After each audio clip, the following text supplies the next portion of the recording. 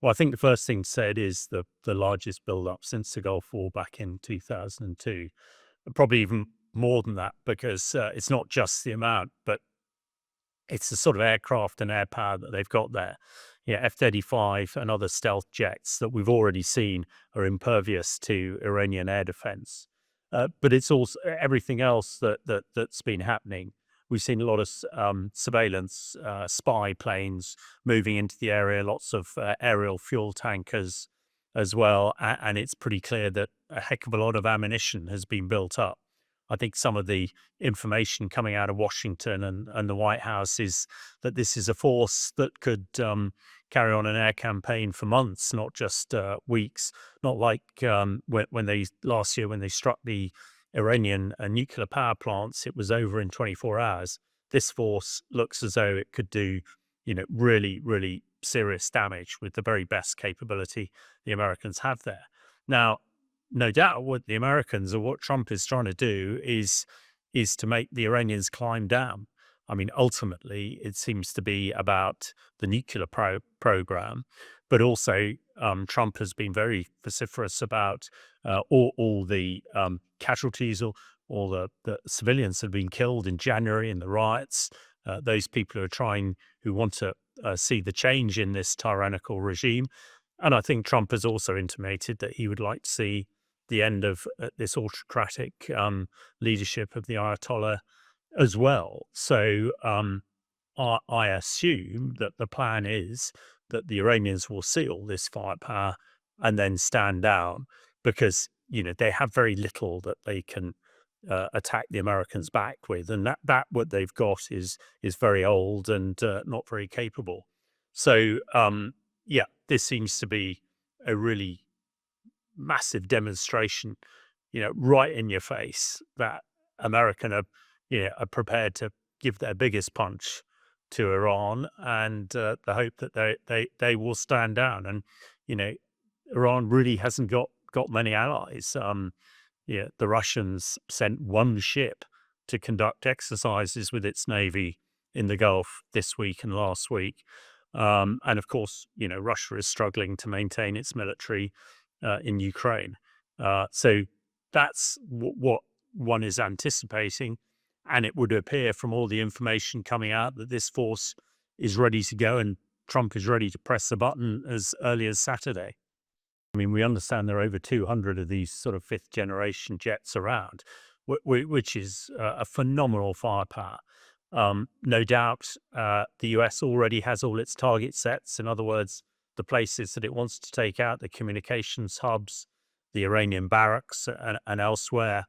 And as we saw with other attacks into Iran over the last sort of 12 and 18 months, Iran is almost defenseless because its Russian air defense assets just can't hit any of this modern American kit. So the other element to it is the buildup of munitions. Yeah, not least from the two aircraft carriers that is steaming within range, the firepower and capability they have. But the US has a lot of air bases in the Middle East too. And it would appear that over the last few months, and particularly over the last few weeks, those have been stocked up with more munitions. So I think the US can pretty much do what it wants. I don't think there's any possibility that the Americans are going to put boots on the ground, although I expect there are already special forces boots and CIA boots on the ground, no doubt, lining up targets. But I certainly would not see any sort of conventional US military or soldiers on the ground. The Iranian army is massive, but again, it's not very capable. But that to me would be completely counterproductive, and there is no indication that that would be happening. The Americans, I think, want to win this with air power, ideally by just threatening it, but if not by actually using it to bring the state apparatus of Iran to its knees. Well, I think the diplomatic efforts have been going on. I mean, the diplomatic efforts have been going on for decades. And as although Trump does tend to change his mind almost on a daily basis, I think he's been he's been very much encouraged by what he did in Venezuela and lifting Maduro out of Venezuela. Now, these are two very, very different situations, and I don't think the Americans could just go and lift the Ayatollah out, and that would be regime change, as it were. But I think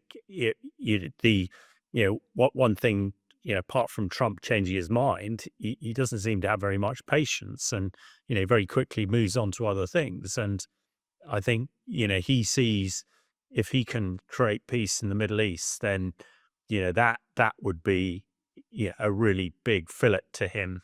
And then, we all hope that he'll move on to what focuses our minds even more than this and what's happening in Ukraine. But I also think that this is a bit of a slight smokescreen. I mean, Trump has said he wants regime change in Iran. Um, he was very much supporting the demonstrators in last month, and thousands of them were killed. And Trump at the time said yeah, the U.S. was going to, the U.S. cavalry, as it were going to come steaming over the hill to save the protesters and the rank and file in Iran, because it's pretty, Iran, as I've said, is an autocratic dictatorship run by the Ayatollahs and the mullahs. There are millions of civilians who seem to want to have a more peaceful and democratic type government. Now, or few people are suggesting to go back to the old days of the Shah. I don't think that's going to happen.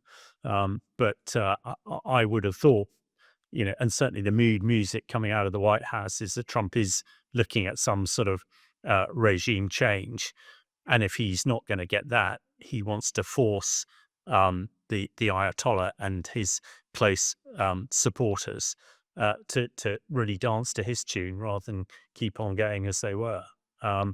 And from all that we're seeing at the moment in the build-up, the US and President Trump is prepared to go to the kinetic, go to the military activity, if that doesn't happen. And again, the messaging coming out of the US and heading towards Iran is you've got a couple of days to make your mind up. Otherwise, we are going to hit you.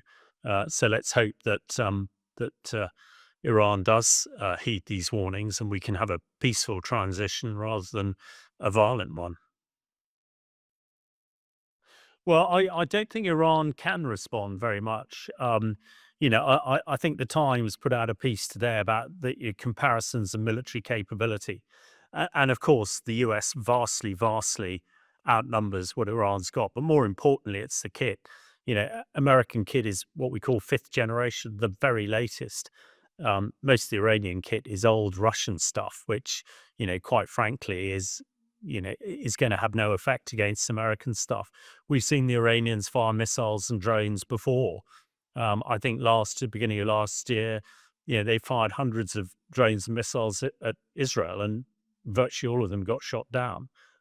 They fired some at Qatar last year as well, when the Americans hit the nuclear programs. And again, they had no impact. So I think the Iranians can do virtually nothing. And let's hope they know that, because that might well focus, what they're going to do. And the other thing that they would have done in the past, they would have used their militias and their terror groups like Hezbollah and Hamas to attack Western targets. But Hezbollah virtually doesn't exist anymore. Hamas is very much neutered. And the Iranian militias, again, have been pretty much neutralized across the Middle East. So the terror arm that Iran has used so effectively in the last couple of decades no longer exists. So, yeah, one hopes that in Tehran they realize that and they heed the warnings coming out of the White House.